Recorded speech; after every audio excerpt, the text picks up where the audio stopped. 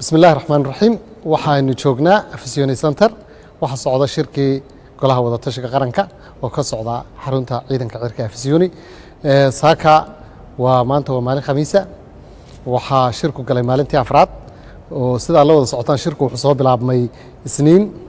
talaadana uu socday arbaco shalahaydna uu socday maanta oo khamiis ahaydna shirkii madaxda wada tashiga qaranka uu socda shirka waxa gudoominaya madaxweynaha Jamhuuriyadda Federaalka Soomaaliya Maxamed Cabdilaahi Farmaajo waxa qayb ka ah وشركة فريق رئيس الوزراء الجمهورية الفدرالية الصومالية محمد حسين روبلة مدحوينها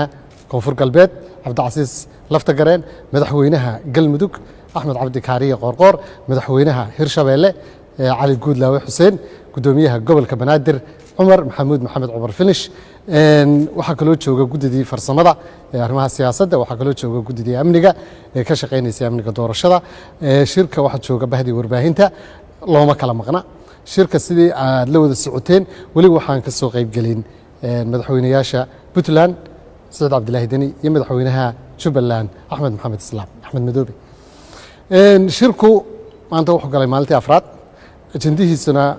وحوها شر البابد وحرينيين وعي مدحضو كقوضة حلين sababta ay uga soo qayb gali waayeen labada madaxweyne kale shirka maalintii afraad halkan ka socda ajendaha shirku maanta wuxuu ahaa arintaas aad bay madaxdu arinta u la fagureen dhinacyo badan uga eegeen markii la isla rogrogay aad loo qiimeeyay xaaladda si shirku uu soo gabagaboobo oo natiijadiisu loo gaaro waxa laga maarmaan noqotay in laga wada hadlo sababaha ay labada madaxweyne ay u maqan yihiin shirkan oo saaka waqti hore bilaabmay waliba waxa cajiib ahayd madaxweynuhu inuu ugu soo horeeyay saaka oo 7 subaxnimo uu shirka yimi taasoo muujinaysa sida ay uga go'an tahay madaxda dawladda federaalka in shirkani naajaxo guuleysto iyada oo loo hirgelinayo heshiiskii 17 Sebtembar iyo kii ka dambeeyay 16 Febraayo si doorasho loo aado dalkan ay uga dhacdo doorasho hufan oo nabada oo xasiloon shirka kadib hadda oo waqtiga aynu marayna ay tahay 4tii galabnimo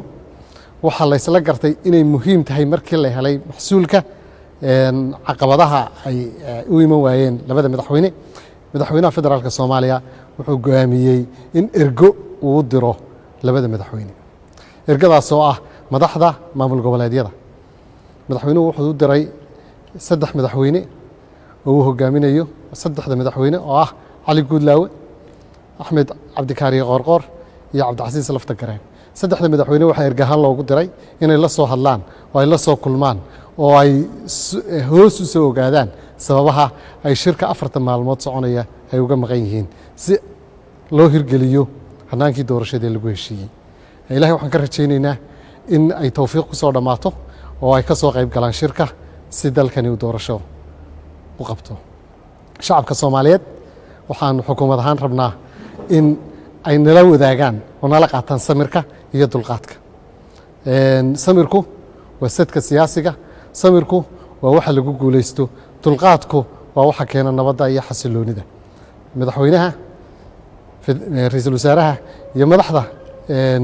dawladaha xubnaha ka dawladda federaalka iyo gudoomiyaha gobolka Banaadir waxay muujiyeen adkaysi dulqaad iyo samir intii shirku socday shacabka Soomaaliyeedna waxaan ka rabnaa sidaas oo kale in iyaguna dulqaad deganaan iyo samir muujiyaan oo aanay oranin maxaa intaas oo dhan loo sugayaa hore loogu socon waayay waxaan rabnaa doorasho fiican oo qurux badan oo nabada oo xasiloon inay noo qabsanto ma rabno in aynu ka tagno hal state ma rabno inaynu ka tagno hal muwaadin oo aynu qancin karno waxa socotay isqancintii sidaa darteed waxay noo rajaynayaa dhammaanteen guul iyo horumar aad iyo aad baa mahadsantihiin shirkuna uu sii socon doonaa sidii horeba u socday ilaa iyo inta aynu ka soo saarayno natiijada rasmiga ah in lagu ayido lagu hirgeliyo heshiiskii 17 Sebtembar ee labada gol ansixiyeen iyo heshiiskii ka dambeeyay Baydhabo ee guddida farsamada aad iyo aad baa mahadsantihiin